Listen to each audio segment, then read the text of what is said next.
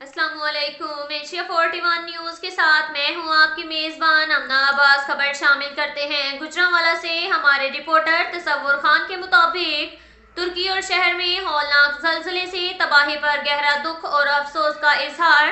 तफसीलात के मुताबिक Rana Mohammad Husnain advocate high court ने सहाफ़ियों से गुफ्तगू करते हुए कहा कि तुर्की और शाम में हौलनाक जलजले से तबाही, हजारों जानों का नुकसान, इमारतें ज़मींदोज़ होने का गहरा दुख हुआ।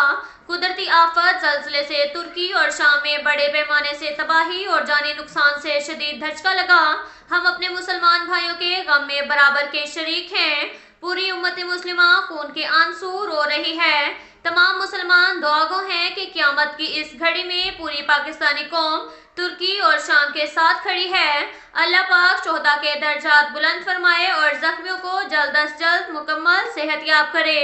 अब तक के लिए इतना ही काफ़ी है। मिलते हैं अगले बुलेटिन में, हमारे साथ रहिएगा। अल्लाह हाफ़िज़।